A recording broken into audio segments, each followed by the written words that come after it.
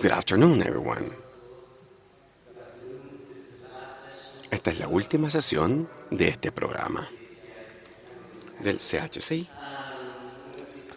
Voy a hablar nuevamente en español para agradecer a todo el equipo de Chile. Me gustaría agradecer. I want to thank the a los traductores. team, the interpreters who are back there. Constanza Rivano, she's not here because she's working.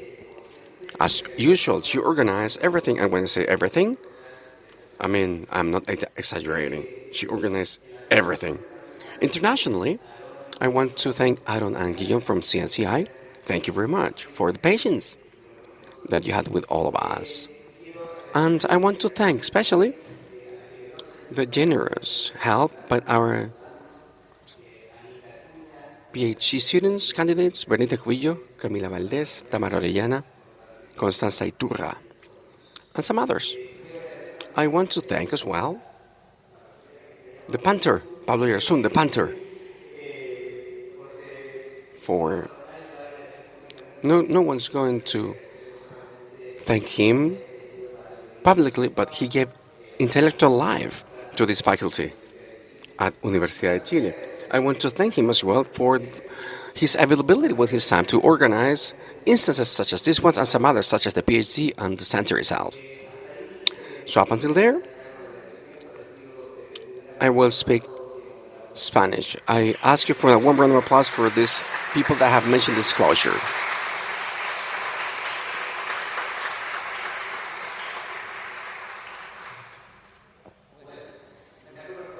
So right now, I have the honor to introduce our keynote speaker, María del Rosario Acosta López. She's got a PhD in philosophy from National University of Colombia 2007. She was associate professor at the philosophy department of DePaul University in Chicago up until 2019. She's currently a full professor of Latin American Studies at the Hispanic Studies department in UC Riverside, California. Her main areas of research are aesthetics and philosophy of the art, philosophy of politics, modern one and contemporaneous one, idealism and romanticism, German, and recently the philosophical approaches to trauma and the memory, accompanied with a work with initiatives over memory in Colombia and in Chicago. She is the writer of books about Vasily Kandinsky to 2005, German Romanticism, Friedrich Schiller. She has coordinated compilations about numbers, especially about Hegel, 2009 and 18, philosophy, contemporary philosophy of art, law and violence, 2014, and art of the memory in Colombia in 2016-19, among some other publications and books. Amongst the most recent publications, this year, 2023, we can find this compilation, Transitional Justice in Colombia, a retrospective view which is co-edited with Juan Inés Acosta and published by Planeta Editorial, and the volume in bilingual edition, English and Spanish, work of the Memory in Colombia, Experiences of Past and Present, Legacy for the Future, compiled by the World Humanities Report. Her current project of research and book to be finished with Helder Editorial, it is called Grammatics of the Listening, Thinking the Memories After Trauma. There are also the narratives of books are about to be released, and the unstoppable murmur of being together with Jean-Louis Mancy by Fordham University Press. In the process of writing, we can also mention Aesthetic of Resistance in Latin America, which is going to be by Bloomsbury, and Aesthetic of as Critique on Friedrich Schiller, together with Lucio Zambrano. She's also director of a collection of feminist philosophy in Latin America and the Caribbean for Helder Editorial. We welcome María del Rosario Acosta. It is a pleasure to have her with us tonight.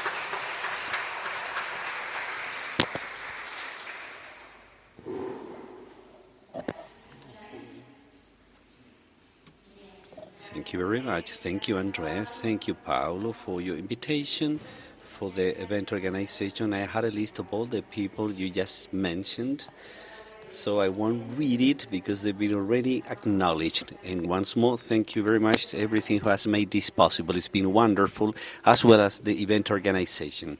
Thank you very much. It's such an honor and privilege to be here. We are in Chile, so I will give my talk in Spanish.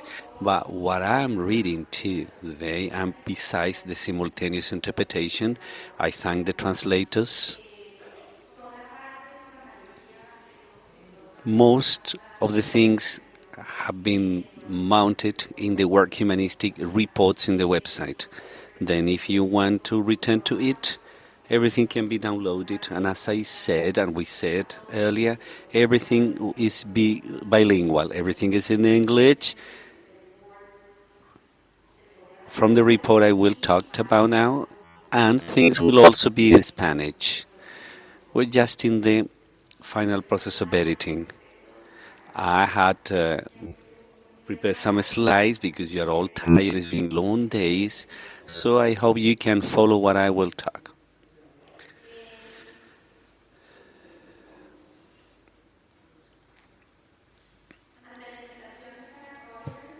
When Sarah Gallera, when she invited me to contribute to the World Humanities Report with our reflection, a project, as you may have heard, those who were present earlier, is dedicated to think of the pertinence of humanities today. I never doubted to propose, Sarah, the subject matter which became a whole, a complete volume taking memory work in Colombia, past and present experiences, legacies for the future. To me, it was pretty clear, as I told Sarah from the very beginning, that an unquestionably examples of the relevance of the humanities and social science and the impact they may have in the reconfiguration of the political space, in the creation of institutional policies and beyond that, in the production of a culture of grammar, transforming the discourse in a final way, in a social level, it's the way being done, and it's known and it's being coined on an institutional level as historic memory, a work that I have conceived from academic spaces, and it has been put into practice as a very hybrid figure going that integrates academic and state universities. The volume is therefore the final result, but I will give you a short summary of what's happening in Colombia, and it's been happening in the last 10 or 15 years. The volume is a final result of what started as a report on the role humanities have played in the configuration and institutionalization of politics of memory in Colombia, starting with the creation and implementation in 2011 of the National Historical Memory Center, followed by local and international and local initiatives that have taken the learnings and challenges and continue their legacies. The center, in its sense, as I explained in the introductory volume, was barely the beginning, because it has helped the beginning of what's called the transitional justice in Colombia, expanding till present has gone through several transformations, starting by the law of peace and justice in 2005, with an agreement by the government with the paramilitary groups, the most active in this armed conflict under the AUC self-defense in Colombia, going through the later processes of the guerrilla and the final agreement of peace between the Juan Manuel Santos administration and the FARC guerrilla, the Revolutionary Armed Forces of Colombia in 2016, and going until the recent report of the Commission of Truth, ruled by the published in 2022, given to Gustavo Petro, current president of Colombia, head of the first leftist government in the history of the country. In the volume, I cannot refer to the report, but I interview one of the commissioners to think of the relation, continuities, and discontinuities between the work starting with the Center of Historical Memory in 2011, and it's done and given in the Commission of Truth in 2022. This is just a brief summary of the complex historical context that I gather in the volume. I collecting 10 years of experiences of memory and politics of the memory in Colombia. 10 years is nothing, and at the same time is a lot for the process of transitional justice in Colombia. Telling the story of these initiatives seems to me was fundamental in a political context such as the one in 2021, the year when Sarah proposed to me to be part of the project. It was the last year of the presidency of Iván Duque in Colombia, who won the presidential election due to the explicit rejection to the final peace agreement, whose 4 years of administration were devoted to obstacle and sometimes to dismantle and disarticulate the implementation of the agreement, as well as all the previous initiatives of transitional justice, particularly those which had to do with the memory construction, which start as a report, became then a complete book.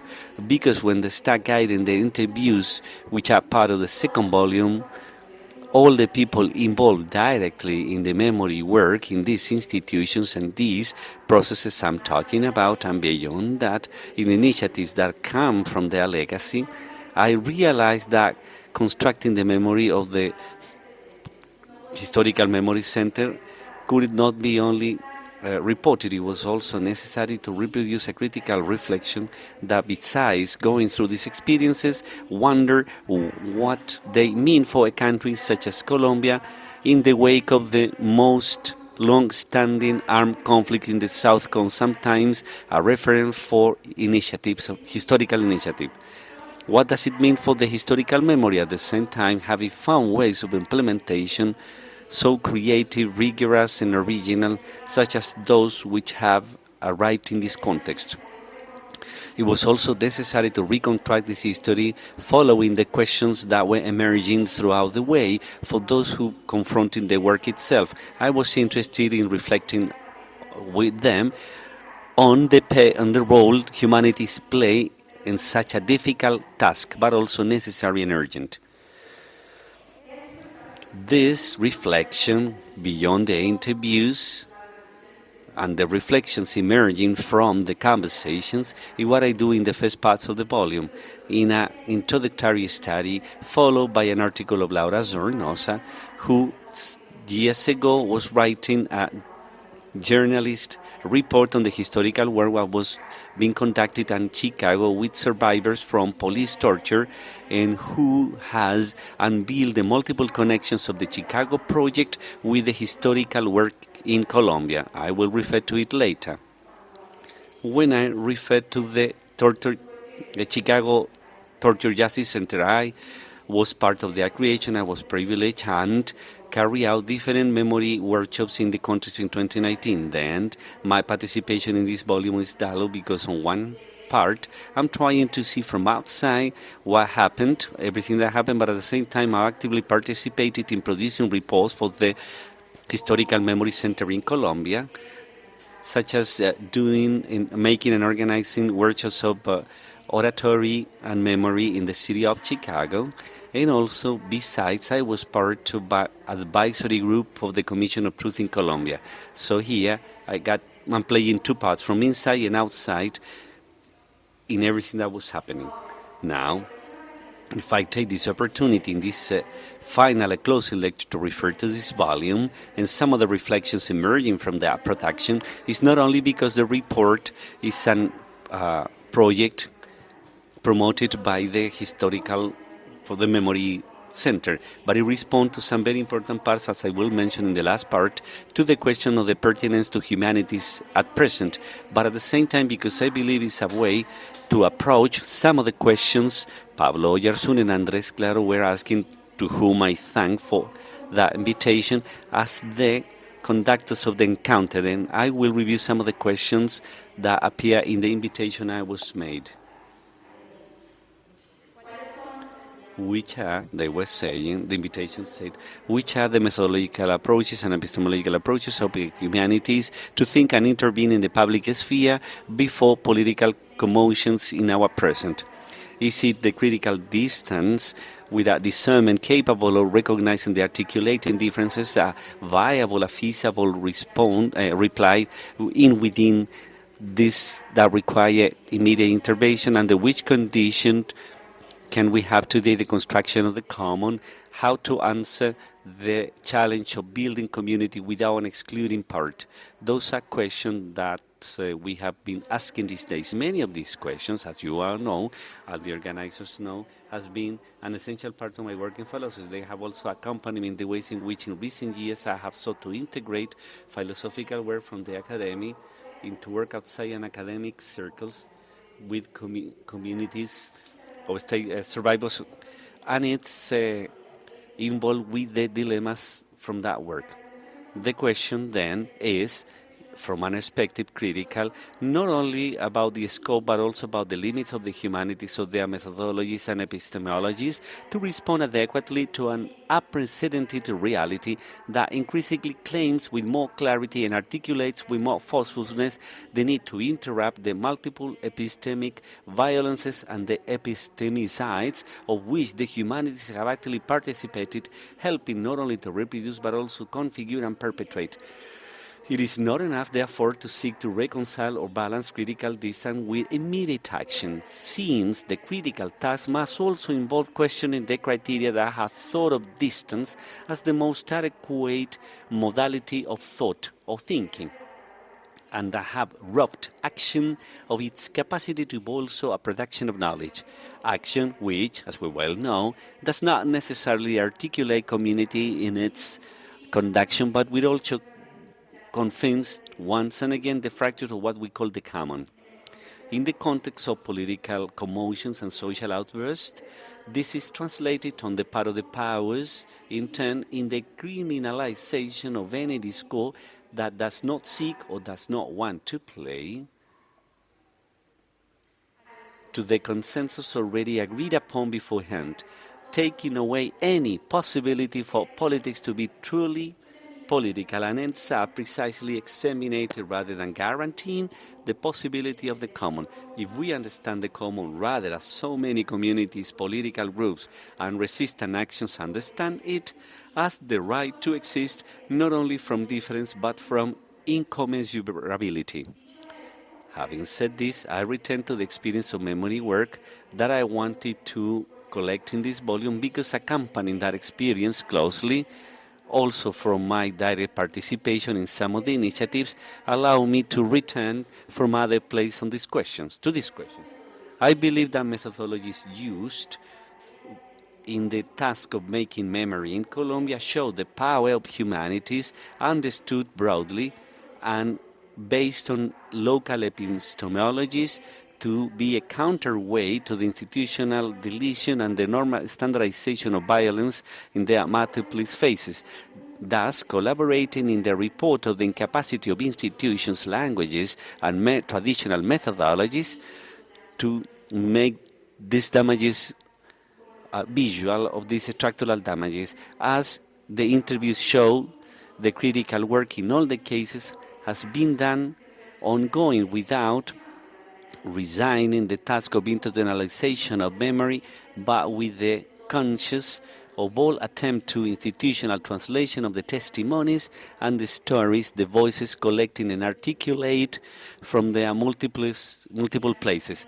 Finally, there is not here a resignation to what's common, but an invitation to think of it from a different place to consensus, against the totalizing discourses of nation, but with the optimisms of who or someone who imagines a future where the space of the audible is a disputed space and no one monopolized by a few. I have wanted to let the experiences speak, those who tell a story that is not aiming to respond critically or positively to these questions, but articulating them from the uncertain, doubtful place, but at the same time full of possibilities, bringing with itself, taking seriously the gamble to make history from the academia, which means, as Alejandro Castillo claims in his interview for the volume, member of the Truth Commission in Colombia, to force the academia to be indisciplined, to reinvent in practice, to test that we call humanities, in the encounter with the devastating effect left by violence, in this case, the violence in Colombia. Then I will tell you what the interviews I included in the volume and some of their reflections I extract from the conversations of those who work hard in the implementation of memory in Colombia and continue doing that.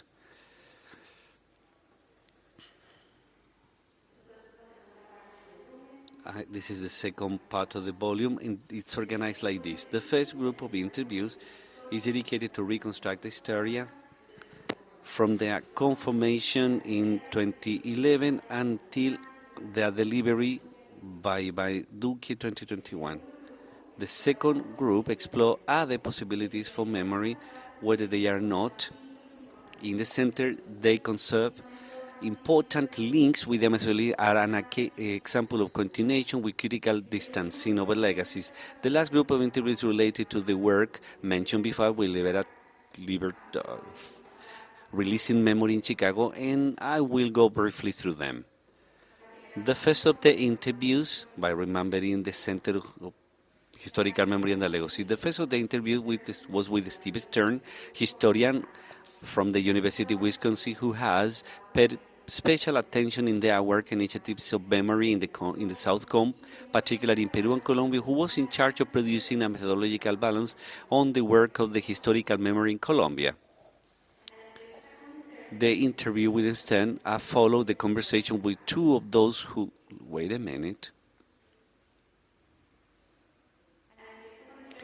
The interview with Stern followed with two of the researchers for the center, one of those co-directors, the one I had to work closely when I was working in Colombia, Maria M. Wilson, Maria Victoria. The memory, the volume aims to collect the perspective of Stern, who had already started with this story some years ago, at least in what refers to the Center of Historical Moment. Stern understands and highlights in her interview the unprecedented of the work that was done, not only in methodologies, but also in the terms of conception and configuration of the institution of the Center of Historical Memory, which always wanted to work from inside and outside the state by maintaining a hybrid character, enabling her to maintain academic autonomy despite being a state organ, thus a symbolic reparation mechanism.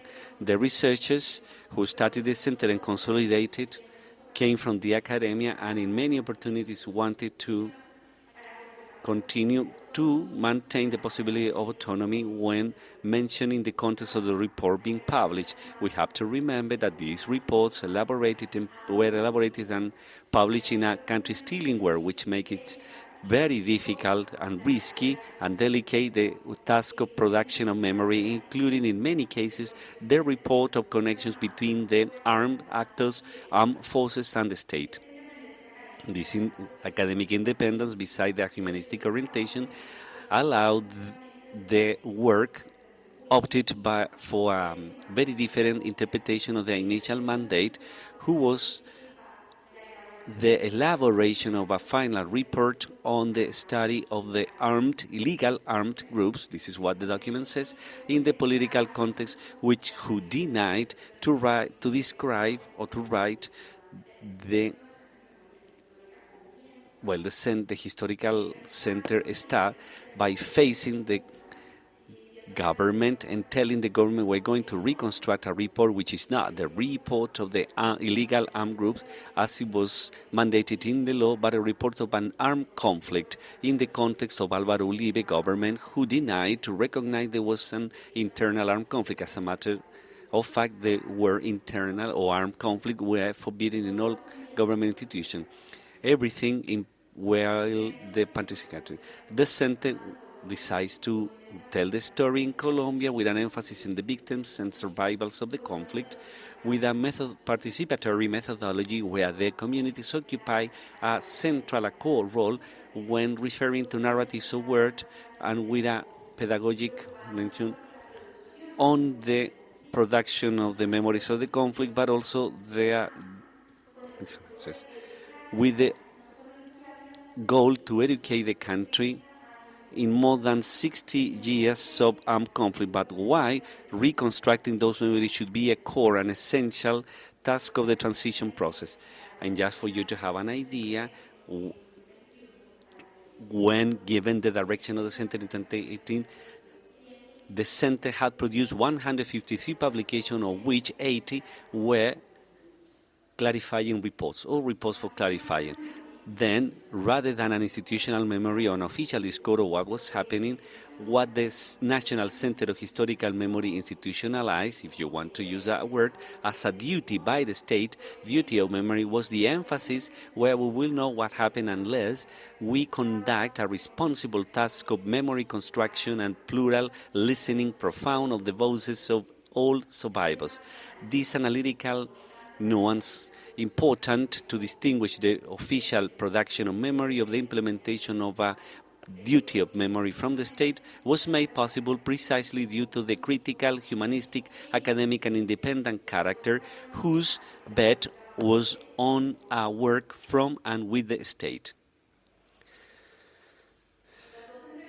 The two interviews follow, as I had mentioned, with the two of the researchers from the center, founders of the center, and in my opinion, pioneers in conducting a memory work with a feminist approach in gender violence.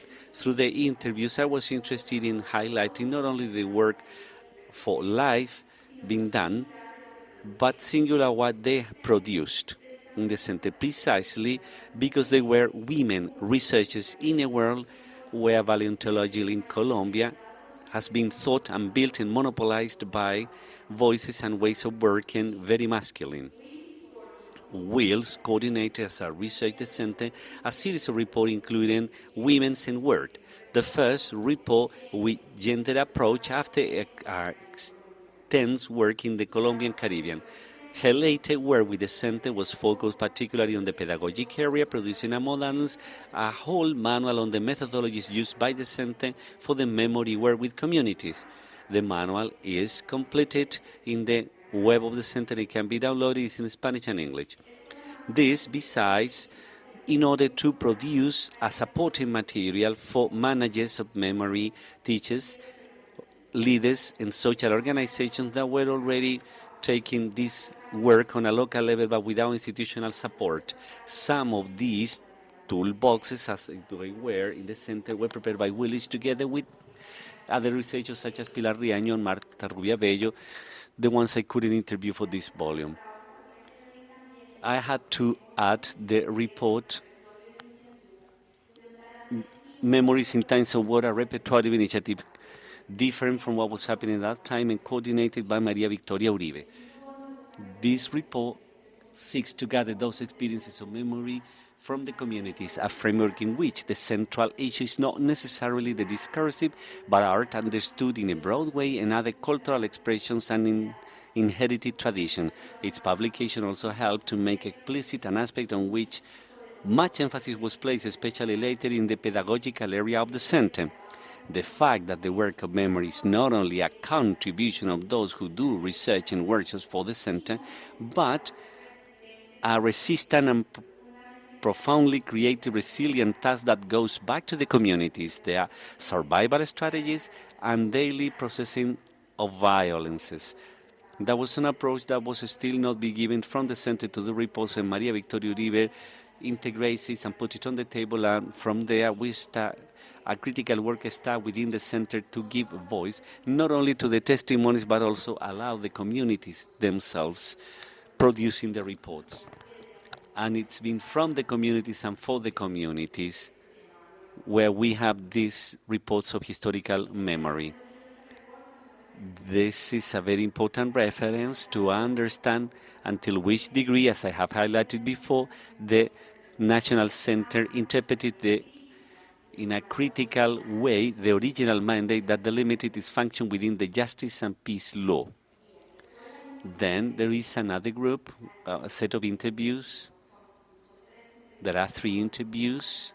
I will refer to each one. The first one is with whom was the commissioner, Alejandro Castillo Cuellar, who was the person to coordinate the testimonial volume for the Truth Commission, and then it continues with interviews with other working teams that are not already that are no longer parts of institutional initiatives from the state, and they have people in the other teams, and they were trained by those who work in the Center of Historical Moment, and they took the initiatives to other places and gave very different ways to it.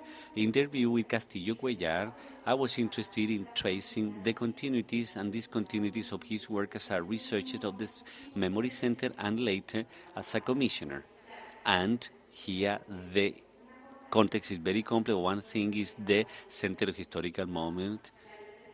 The law is signed in 2005 and the center is organized in 2011, and all these reports are produced 80 to date. One report in 2022. One more different thing is the Commission of Truth that starts its mandate as of the peace agreement signed in 2016 with the final report in 2022. In the interview with Castillo, Castillo promotes an important work of broadening the mission of the Commission, leading the testimonial volume to include, for example, an entire section entitled The Pain of Nature. All of this, you can read it on the website of the Commission of the Truth. Due to an interactive platform, the Commission proposes in this part of its report to create an archive of testimonies of agents other than humans, by inviting other forms of listening involved in memory work and questioning the limits of traditional grammars, the usual spellings, to account for and transmit and give resonance to the memories of the pain of work. In this sense, the interview with Castillo Cuellar allows us to understand how, beyond the task of clarification assigned by its mandate in the context of the 2016 final peace agreement and its complement, the Truth Commission was concerned with seeking other spaces for listening to guarantee conditions of audibility for all those groups that have historically been marginalized in the framework of the production and recognition of stories and memory in that process already initiated by the Center of a Construction of Memory. Going beyond clarification implies not only producing other criteria for the validation of historical knowledge other than verifiability, something that allows us to forge credibility spaces where the experience of the listening is on the focus of the critical task, with the purpose of obstacling the cycle of silencing that is not only for making others silence, but in the silent grammars organize and govern the hegemonic criteria of audibility. And this is a critical twist with the Truth Commission gave the memory work, and is understand that it's not only collecting testimony but also questioning the criteria which deserve or does not deserve to be audible. The interview with Castillo Cuellar is followed by the interview with the Voices of Resistance in COVID. That was accompanied of a project with a record or project to what continues to be from the community a work of memory and resistance. In one of the places of Colombia have been most choked by violence, not only conflict but economic and racial. It's the community of Bella Vista in the upper part of Atrato River in the department of Chocó. This is the Colombian Pacific. The community of Bella Vista had by then become visible in the history of the Colombian conflict because of the massacre that took place on May 2, 2002, when, in the context of a confrontation between FARC guerrillas and a paramilitary group operating in the region, a gas cylinder exploded in the Church of San Pablo Apostol, where dozens of families were taking refuge from the fighting. The massacre left behind 78 dead. Of them, 48 were children. This is one of the 80 appearing in the reports of the center. Around the commemoration of the 15th anniversary of the massacre, the research team of ICC set out to review, in conjunction with the community, the reparation measures initiated up to that time in the context of the massacre.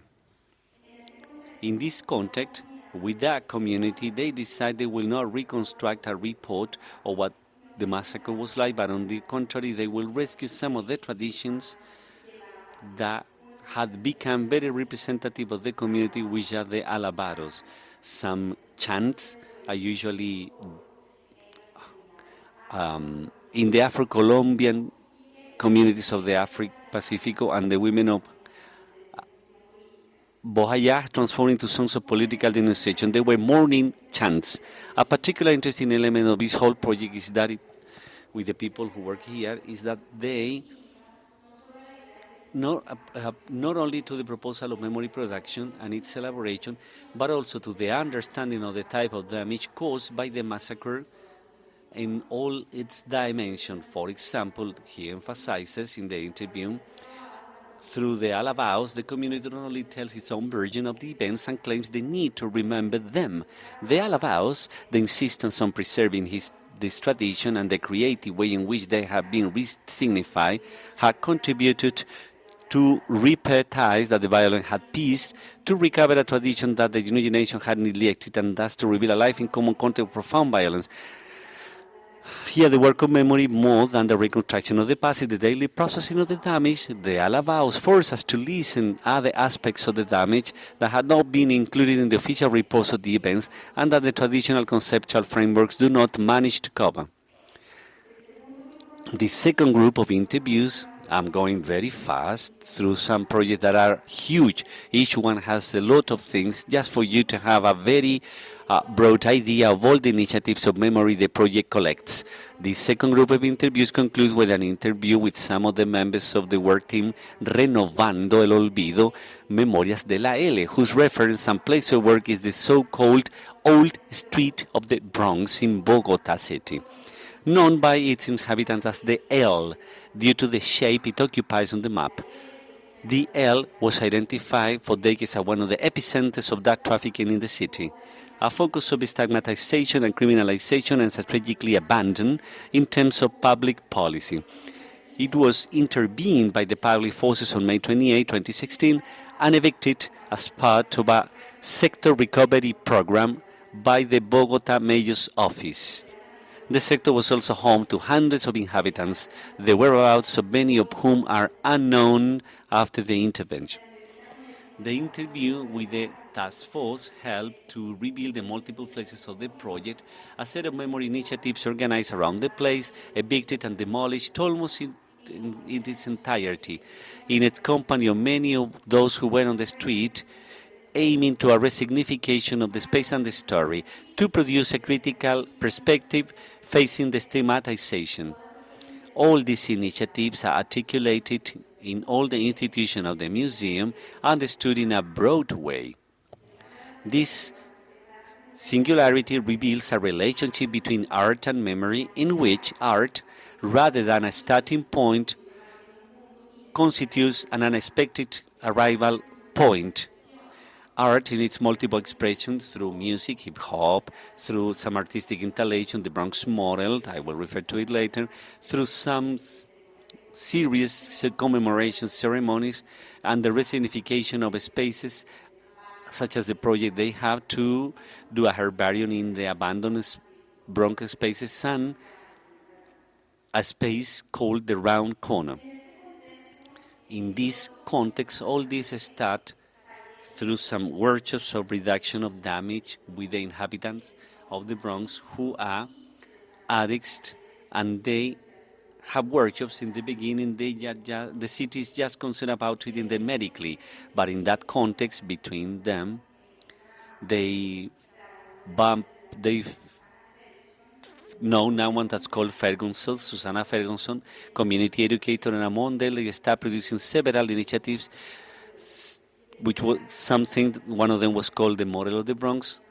In a place, they rebuilt a model and start remembering everything that has been in there in the stories, and the Model of the Bronx became an itinerating exhibition, and it ends up in the National Museum of Colombia, where the former inhabitants start presenting the model to all those who attended the museum, and there is a reconstruction of the model later within the museum. All those are initiatives that have several sides. This is just one of them, and it's a process that where the community and the former inhabitants of the Bronx once again reconstruct the history that has been basically destroyed by the city. Finally, there is I will finish the presentation of the interviews. The Chicago Torture Justice Center with the Chicago Torture Justice Memorial. She was the founder of the center and is currently a member of the board of the center, and a Fantijaris Drake, who helped us and work a lot with this free memory workshops. To understand the context I'm showing here is a summary of what the reparation package in 2015 the Chicago City granted to a group of 96 survivors, all of them Afro-American, to whom were recognized by being tortured by the police in interrogation processes during 1972 and 1991 under the police commander John Birch. In Chicago, they are known like the Birch survivors.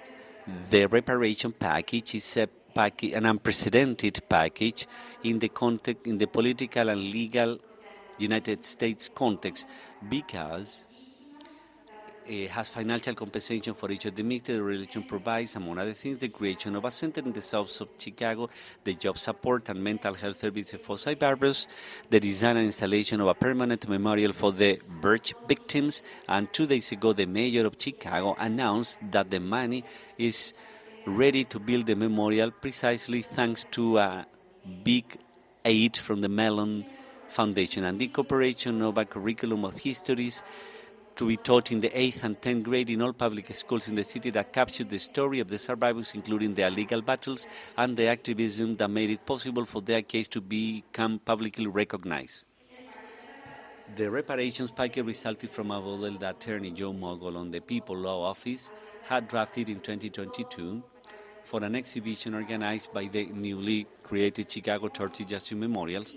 That is, this initially was a work of art.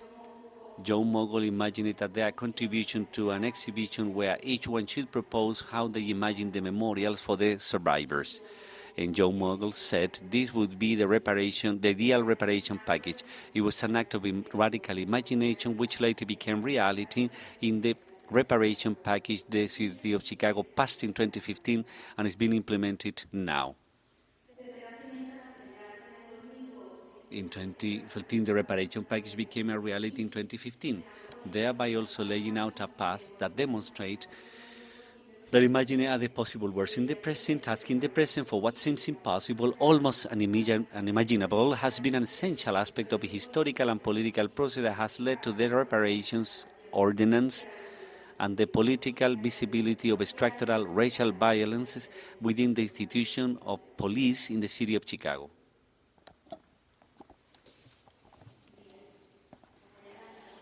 I will go a little bit faster. If you want to see some more, you can also watch the report. But I want to go to the last part right now so we can finish. And this is, the ones who have been interviewed, they themselves are going to answer to the question,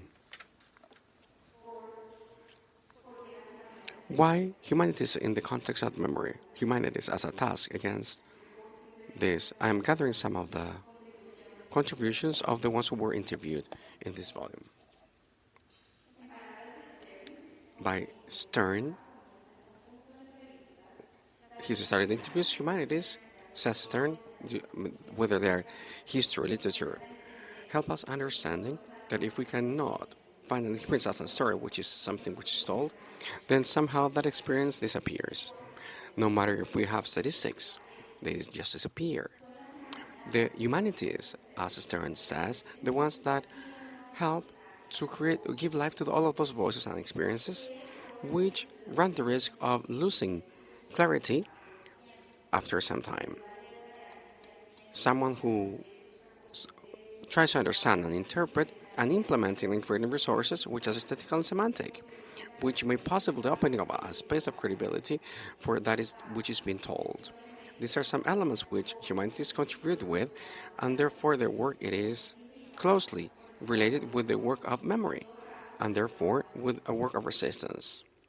Not to be forgotten, Humanities by Giancarlo Guerra, ex-inhabitant in Bronx, Bogota, and part of the Renovando el Olvido team, says this helps to renew what people want to forget. They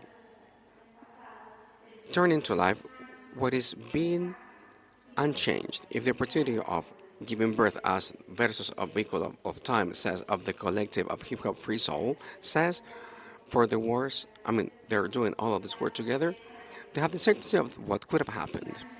Imagine some other possible past for the present, in order to gather not only what is being scratched from history, but also for those presents which we were also broken in the process.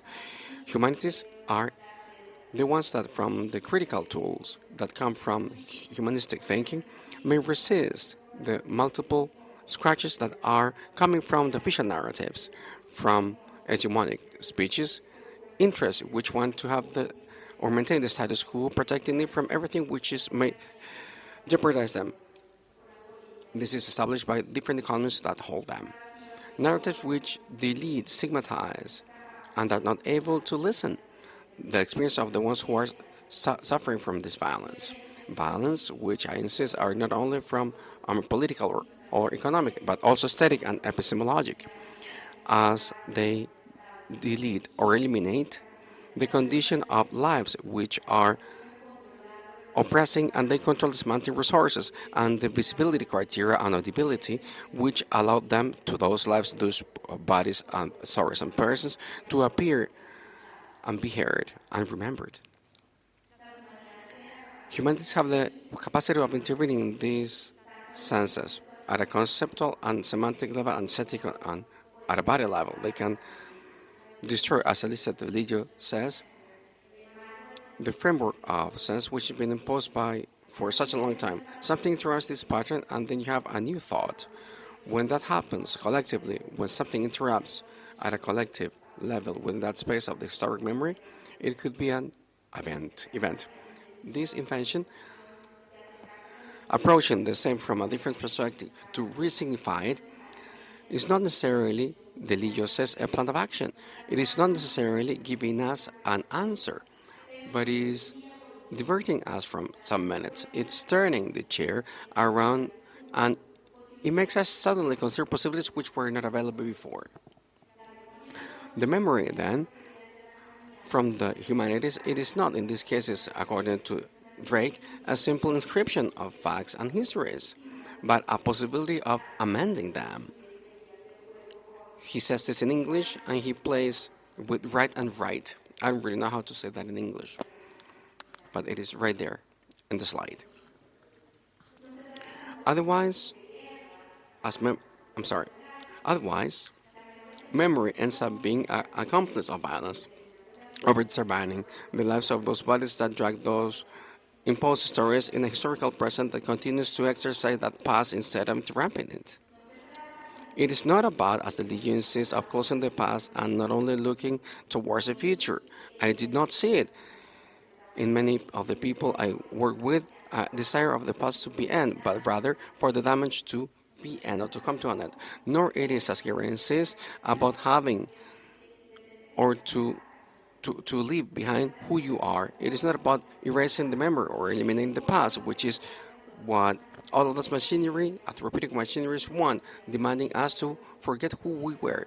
Those are the things that lead you to relapse, not to believe in ourselves. It is rather of stopping the ways in which the past is damaging the present and opening up possibilities of remembering that instead of reproducing the damage, can interrupt the logics and structures along with these narratives that continue to reproduce in the present. Rearranging the present in order to continue living, renewing everything that everything wants to forget, and imagine the interval that opens between them, not only a future which is able to interrupt the past which is not finishing, but languages that can do this interruption in a radical way. Humanities preserve, promote, and create that community of the ones who pay attention. They create a way of narrating balance and exclusion, not losing sight of taking care of resilience of everything that lives. These are some quotes from the interviews that offer spaces of temporality. Since they don't have to move by the logic of present, they give time to time in order to rebuild some other alternatives of present, together with the memory of other realities. This is testimony that comes from this World Humanities Report, and they have want to gather, and I invite you to read that of the experience in practice of this way of understanding the text of memory, articulated from the humanities and social sciences, and in a moment of the history of conflict that coincides with the beginning of a process of design and implementation of a political discourse of transitional justice. This process, as shown in the introductory study, ends up connected with the institutionalization in Colombia of memories as a fundamental element of the state's duty of repair, and with the placing of victims in Colombia from the political viewpoint, public policies of the victims as the ones who survived in this situation. That is being developed or carried out after 12 or 10 years. It's been done possible, and therefore it's been installed truly beyond the institutional elements and the state elements. That is what I call the heart of the political state in Colombia. That is the result of the conjunction of many different initiatives that from the academy and the humanities, all together with serious works from the different communities themselves all over the region of the country, made possible a definite transformation of the policies of memory in Colombia. So we still have many things to do. We need to work on the process, but what it was done in 10 years, it is institutionalization of the duty of this memory and the creation of a culture of the memory. We didn't talk about culture before in the way we speak about it now, and this has happened in a really short time. That is true that I wanted to tell you. Make memory in a context in 2021 where what was happening is that they were disappearing. Even all of those reports of the webpage of the Memory in Historic Center Memory, he was really interested in telling a different story, which did not include the conflict story in Colombia. I will finish now. So I want to emphasize the critical element of this task, and in the fact that there's no memory work which is responsible if there is no a question involved about the frameworks of meaning that structure and make such work possible, as well as about the homogenic grammars that govern what is done and can be heard, what is presented or not as legible, that is susceptible to be recognized, and what can be erased from the historical knowledge and the indexing of history. And that is something fundamental. It was also done because, as I believe, there was a critical commitment in the process of making our creating this memory. And of course, there was a question: why? What is what we're not doing and we should do? And the boundaries of the task, and the boundaries of this task was we need to question the criteria that have always said what to be heard or not. And I believe that observing everything that's been done in Colombia in terms of memory shows how there was a fundamental concern about it, not only because of the content, but also because of the methodologies, the different ways that had to be given to the work itself for it to be a different work, critical and responsible as well.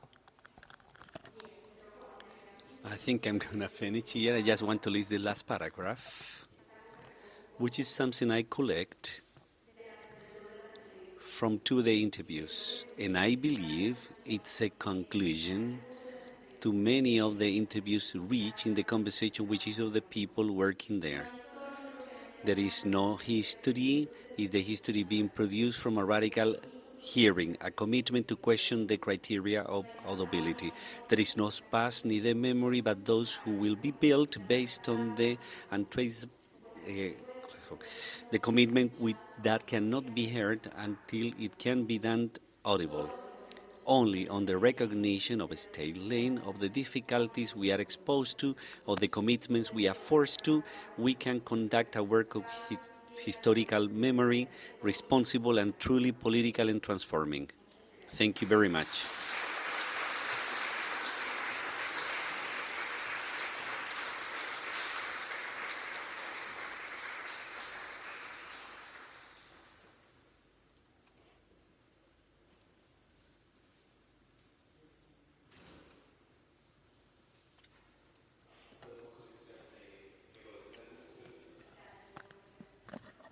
Can we have some questions?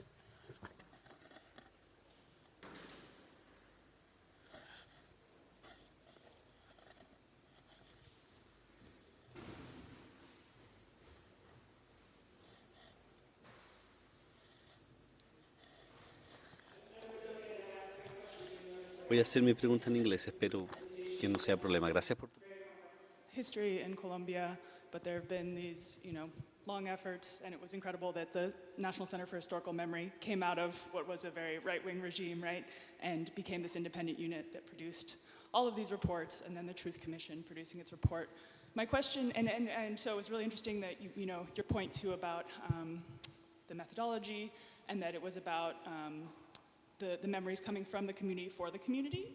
But my sort of second question is, how do those memories also come to the rest of Colombia, to the taxi driver in the schools? Because one of the things I found, at least when I was in Colombia, several years ago now, is that children weren't, in schools weren't learning about the history of the conflict, and that it was really hard to get, there's obviously a lot of misinformation too about the transitional justice process, and that these are, the reports that are produced by the National Center for Historical Memory and the Truth Commission are these very, very long documents and books that people aren't reading. So I just was curious, during your investigation, whether this came up, and if you could share a little bit more about that.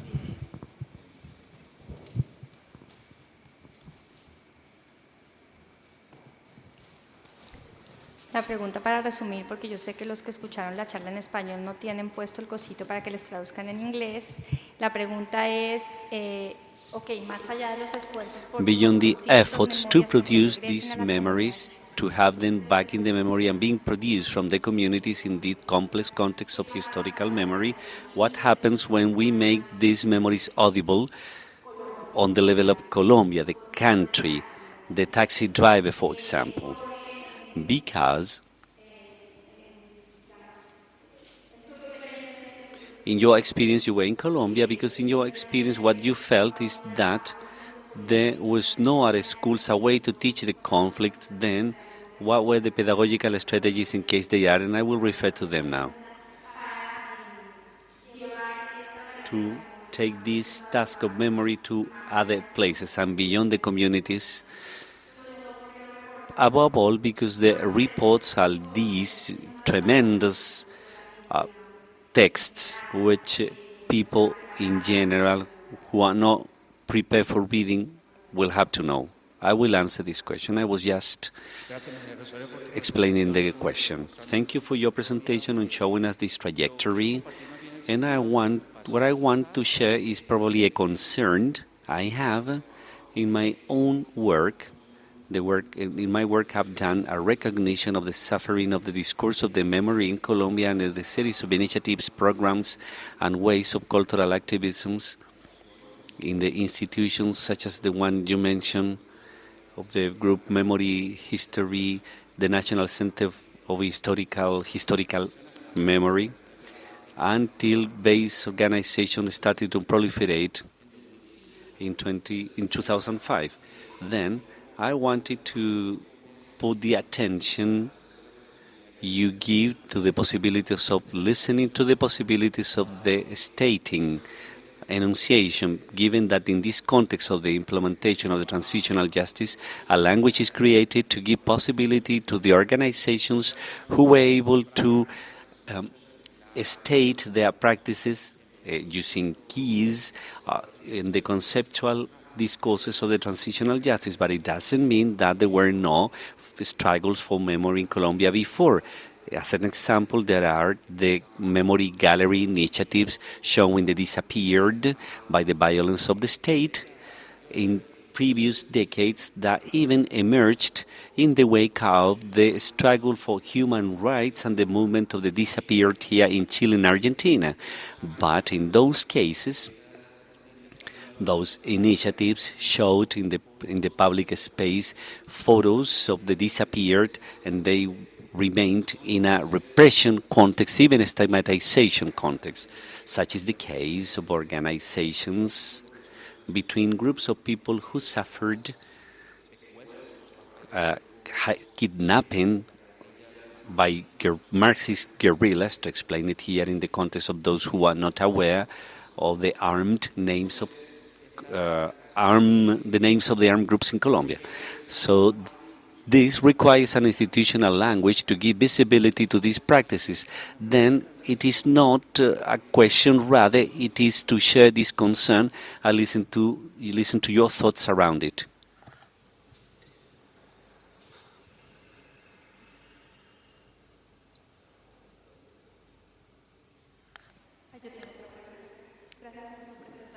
Thank you for your presentation. My question is why your presentation was on the role of humanities. I am a system engineer, and then I attended this conference kind of frightened due to the lack of a language, a total lack of a language to communicate myself, but also with the motivation many other Colombians have to share. Then, what is the role of humanities like to create opportunities to include other disciplines for people who sometimes lack the language or would like to have an approximation or an ethical approach, and also other technical skills as well as legal and logistic to create those joint efforts?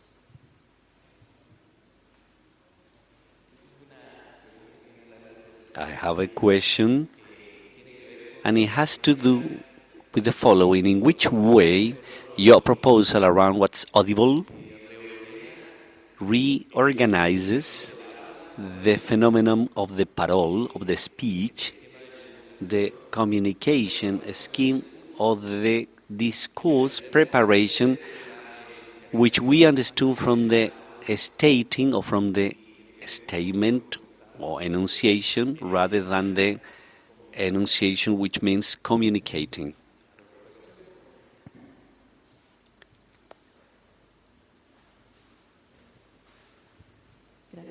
Thank you. Thank you for your presentation. I had a doubt, sorry for my ignorance. What happens in this context? How does it behave with this very amazing movements of articulation of memory, such an very conflicted process where the academy is playing a very important role, and along with the political and justice systems, how do they communicate or how do they behave? How do they dance with the situation, proposing the memory in the art, in the aesthetics, in the academia, and in communities? Did you mention legal system? Yes. The most stable systems of the state. Legal, justice, and political.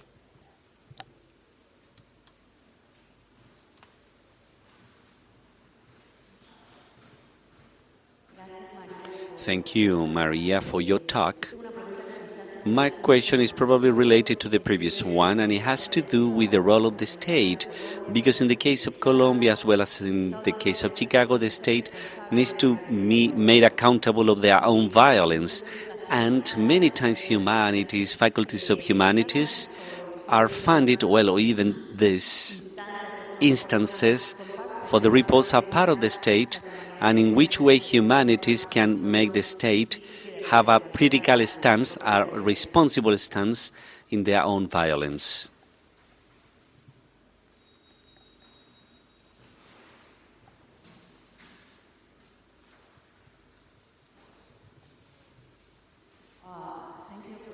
Muchas gracias por tu charla. Estabas pensando en otros casos, por ejemplo, en los during the Cold War, genocide happened all over in different countries, mostly supported by US, CIA in their data code and so on. So like in Indonesia, the 1965 to 66 genocide, that could be around 1 million or up to 3 million people dead, okay? Not really accounted or the government actually officially apologized this year. Till the end of the 1990s, maybe 1998 or 7, the school children or general population, they still watch the official documentary made by the government, and also their textbook. So the interpretation, of course, is that this is the leftists run and they murder this and that. And and similar silence. Okay, this is a matter of the state, the education, and the entire juridical system, and entire ideological and consensus. So people forget, and also it's immune. That is, they don't mean the criminals and murderers. They were in a high position, so they don't need to be responsible. And there are similar cases. Not to mention Taiwan. It's over 30 years. Then they started to be acknowledged. And South Korea or Cambodia, it's more horrible. But sometimes the turnover or this transitional justice is for the service of the next regime. So they massively, they expose all the details and the direction of their rationale or argumentation or legitimization serves their legitimacy. So, but there are still other cases that the silence continues and prevails till today. There's no chance for turnover regime from internal. There's no self-criticism and no chance for their citizens to know differently. Okay, so how do you comment on that? I know this is not that. Just a reflection and this is global, not just these cases. There are other cases. Sure. La pregunta para quienes no tienen la traducción simultánea al español. The question is about what happens in all those places where transitional justice, if it's been present, is to neutralize the violence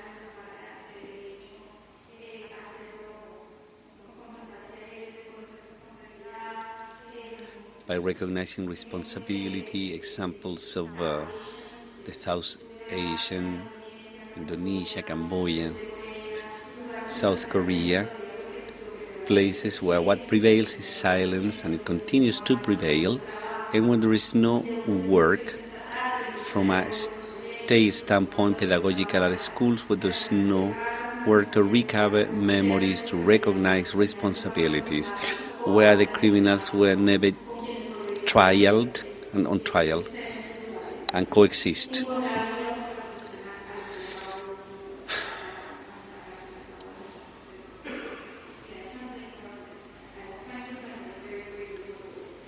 Estaba tratando de traducir más o menos brevemente lo que tú dijiste.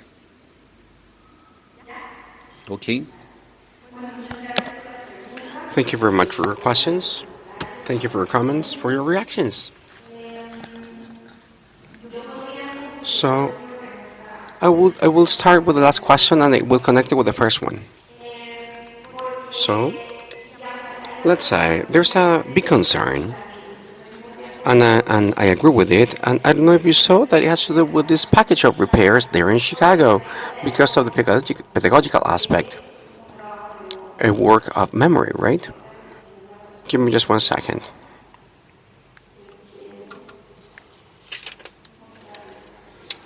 I want to show you this package. One of the things that I think it is interesting in this repair package in the case of Chicago, it is this element, education. The case must be taught in all of the levels, public schools in Chicago. And I was part of a group that designed a curriculum, a syllabus to teach the case in all the schools. And I could also be part of a pilot program where they taught that syllabus. In 8th and 10th degree, we chose 10 schools, public schools in the city to teach that. And well, on the one hand, we were teaching the case in schools in the southern part of Chicago, and the ones listening there told us, dime algo que no conozca. All of the guys who go in those schools, I mean, not those stories, and we went to places where the West, where those are neighborhoods where most of the parents of these guys are police officers. And teaching that case, of course, it was difficult for them, and it was hard for us to teach that in a context where families are, where there are police officers there. So they were just showing the main difficulties. So the package is concerned about the fundamental elements of the historic memory, and Saskia was asking that is the pedagogical aspect, and all of the area that Maria Emma inaugurated, the researcher that I interviewed, one of the researchers I interviewed in the report, is the pedagogical area of the Centro de Memoria Histórica. This is an area that worked for the last 8 years of the management of the area by María del Rosario before giving the center back to Ivan Duque.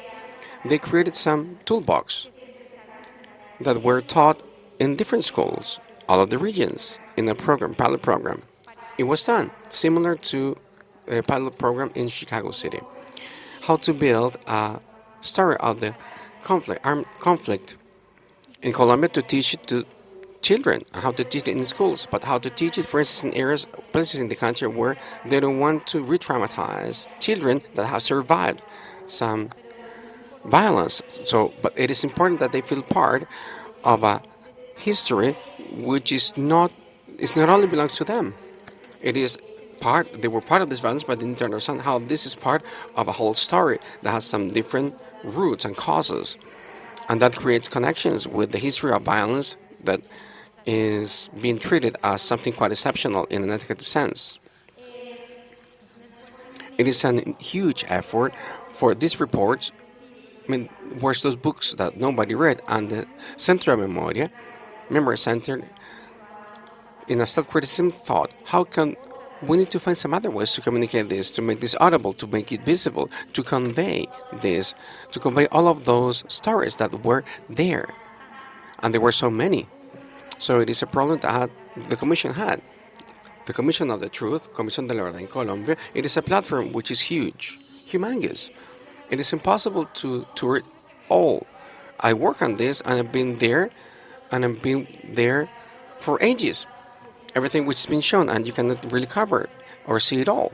So we have this challenge for the new generations, what it means to convey or go into a stage, for instance, in Colombia, where we don't have to grow in the conflict, but we are going to remember the conflict and what that means, and if that's possible.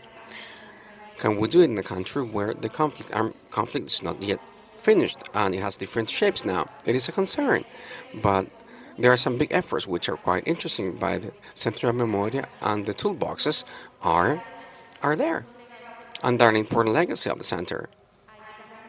And there are many initiatives which are trying to return to the implementation of them as part of a syllabus, and with the presence of Gustavo Petro, now it is possible to think in once again the implementation of those in public schools in Colombia. Talking about the question about what happens in those places where there is no confrontation with the past, I believe that the way of making it in the long term, it is by pedagogy. So that is so powerful. And in the process of your questions, you said children in schools, they are still being taught a different story, a story which is so different. So I believe that even in Colombia itself, everything I'm saying, this is one side, optimistic side of what has happened with this memory, because I wanted to show something that's been achieved. I am interested in rescuing the fact that we have advanced in the institutionalization of the memory duty, but there are thousands of stories which are not being told. Many communities that are still outside. They are being destroyed by the violence, and the state has not done anything for them. So we may remember their stories, but it is not used. It is useful if there's no hospital in Bellavista, for instance. So that is the other side of the coin. The story that doesn't really have to do only with the memory. The memory is just one small step in a whole big process of acknowledgement of responsibilities by the state, which is, I mean, there's many things to be done yet, and in many places nothing's been done, and that is, I mean, dreadful for many people who need to go and coexist with those, the ones who attack them, and that is what happens in Colombia. You were asking why the emphasis in humanities, and this is just a contextual element. The report is part of what is called this World Schematic Report that has many initiatives asking or wondering which is the role of humanities, what humanities do, why are they important, thinking what it means to find and following up some research, what are humanities doing? And from there I am answering because, well, that is what I do. But I believe it is quite relevant what you're asking, because in the end this is about how we can unite forces from everywhere in order to get initiatives such as this one of historical memory. And of course we need much more than just humanities. And that is the main point, and we require some effort and some knowledge, which is not coming just from humanities. And there are many other things. We're lacking resources to make this possible. And the concern of Ricardo, it is legit. I have a quote that I think is really important from María de Wills, because she says, and she acknowledged that, she says that Centro de Memoria was not the beginning of memory work in Colombia. There were many other initiatives of memory that were already working everywhere. And what the center did was to leverage them. And I believe this is important. The question is really important, because why the need of institutionalizing this for this to be audible? And what happens in the translation process? Because something is lost when we institutionalize this. And I would say, in the context of Colombia, and we talked about it earlier,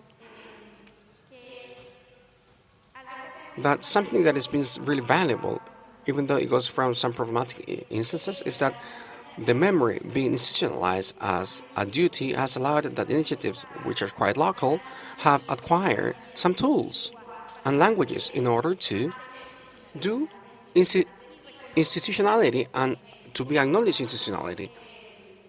So therefore, they can access some grants and funds, otherwise statistically they would not have got them. So therefore, it is a strategic measure which the center played with, giving language. So these communities, which are already doing this work, can obtain the necessary grants so they can continue doing the work that they are doing already.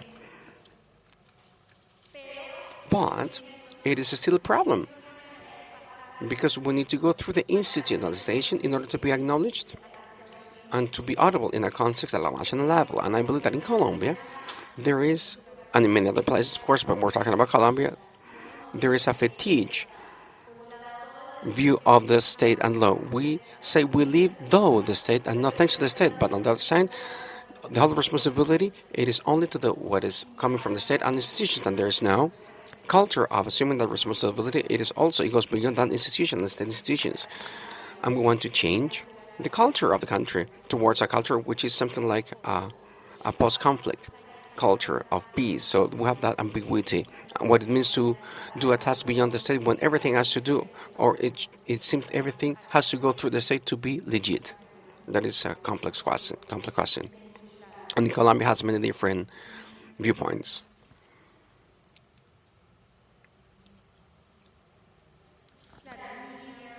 Miriam was asking about the role of the state, and you were also asking with the legal system, political systems, what happens with all of them in the process.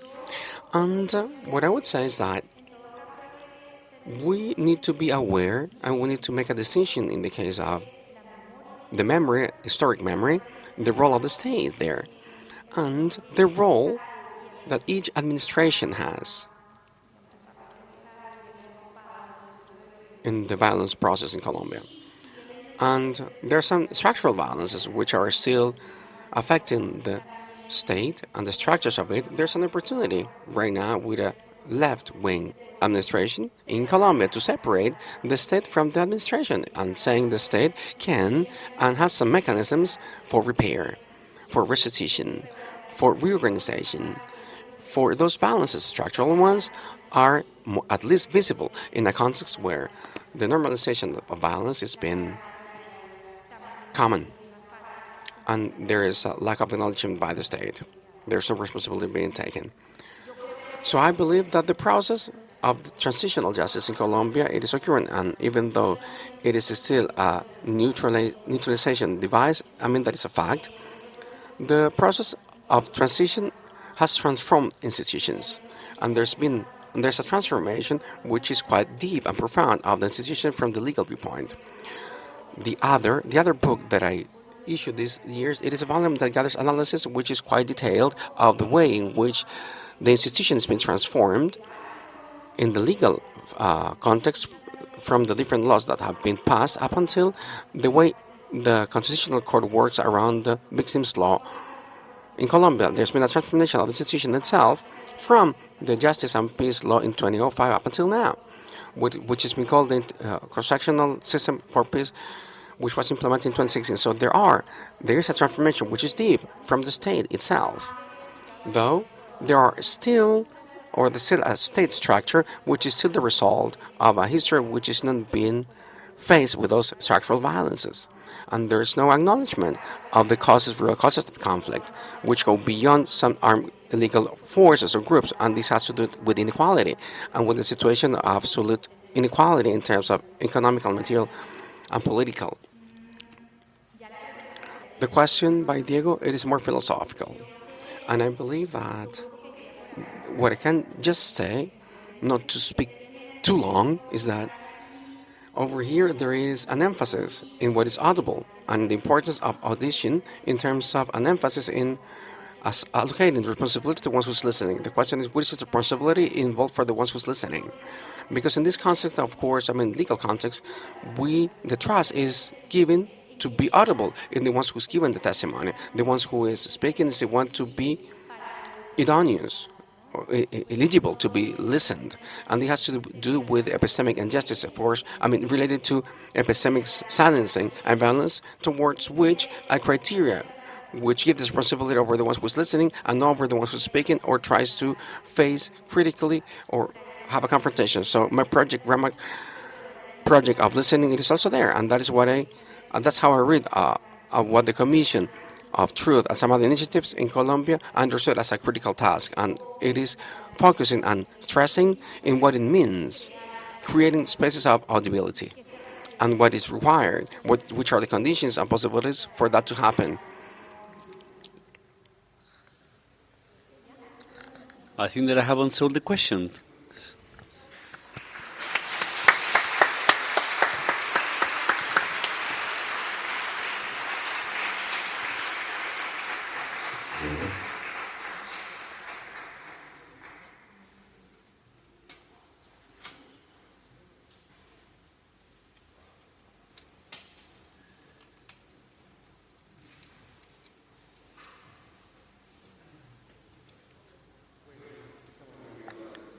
We are concluding this session, this annual meeting of CHCI, and we started this last session with acknowledgement words by Andrés Claro, and I would like to end up with acknowledgement words as well. I want to profoundly thank CHCI for the initiative to conduct this meeting in Santiago de Chile and at the University of Chile, having as a guest the Interdisciplinary Center of Studies in Philosophy, Arts and Humanities. To especially thank those from CHCI has made this fundamentally possible. Of course, I want to thank Javier Duran. Where is Javier? Javier is over there.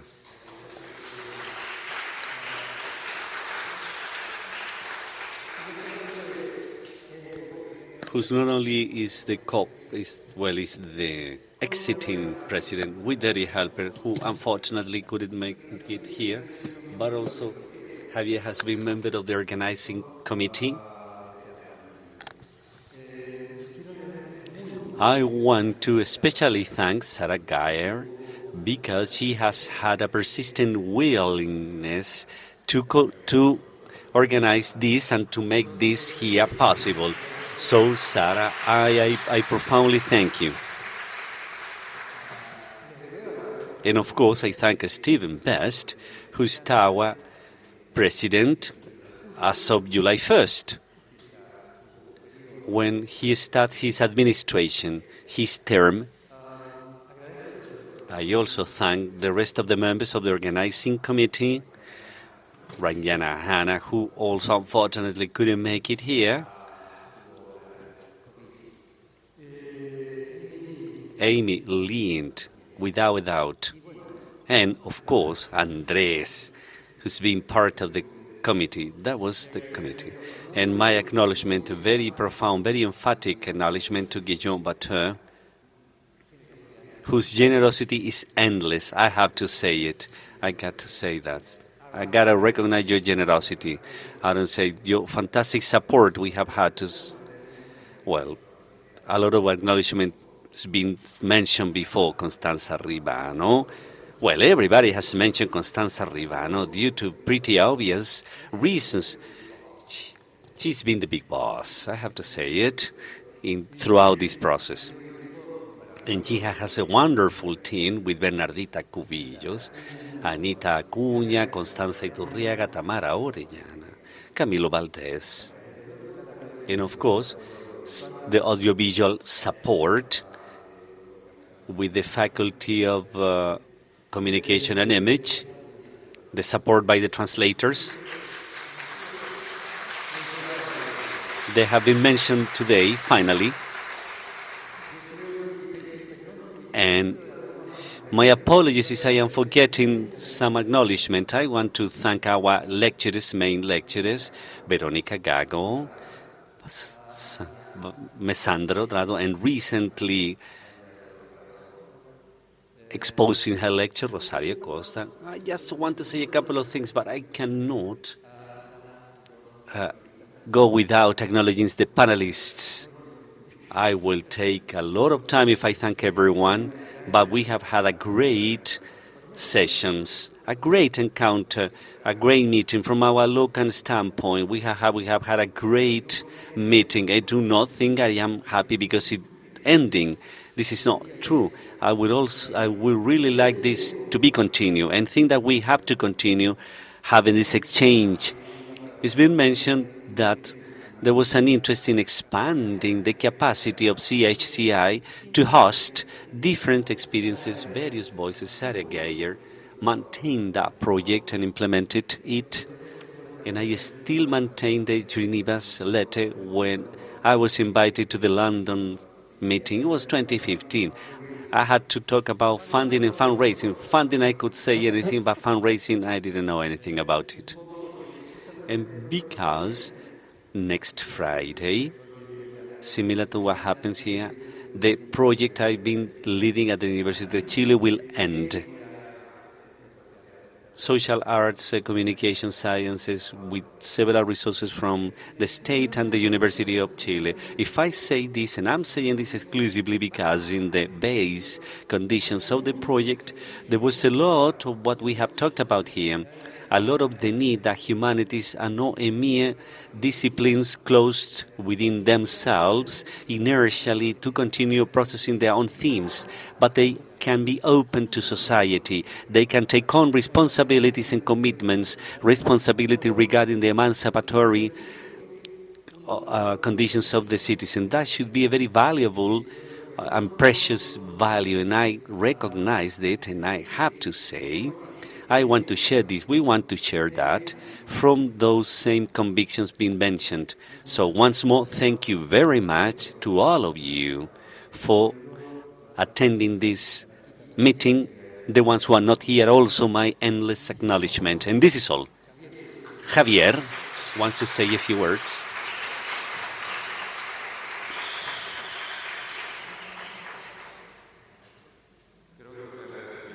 I think that acknowledgements been already mentioned. Probably we are forgetting to thank beforehand the cleaning team, the cleaning personnel, which will make this space very clean once we live here. And besides that, I just want to one more time reaffirm those acknowledgements, but at the same time, I want to comment that CHCI is an ongoing project and it has been enriched greatly with the experiences in Santiago.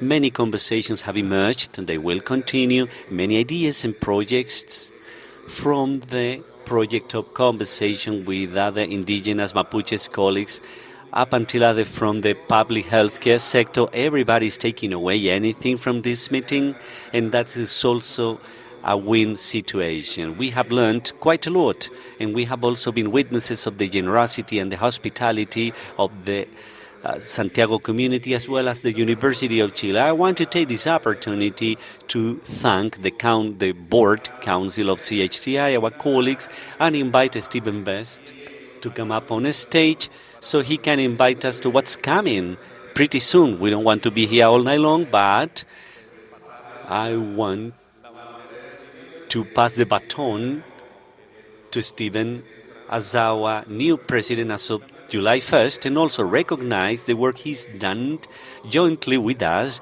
jointly with Vera Halper and the committee, well, others from the CHCI, because it's been a sustainment labor and important in the project, unprecedented for the consortium, but extremely enriching and possible because we have made it and we are here, and this is a testimony of that transition, Stephen.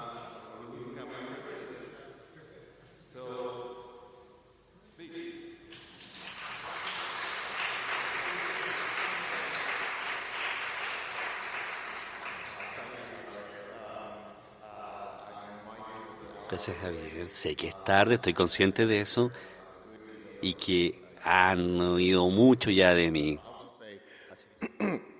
Thank you, Pedro. My gratitude is deep for all the work that you put into this wonderful week in Santiago. Again, as I said, we're going to be meeting next year in Berkeley, the week of May 28th. So we're really excited. I have this feeling that I feel at great conferences, not only that I really value all the sort of conversations I had, but I value all the new connections. So I'm hoping I'm going to see all of your faces in California next year. We look forward to welcoming you to Berkeley. Enjoy the rest of your time in Santiago. And again, thank you, Pedro.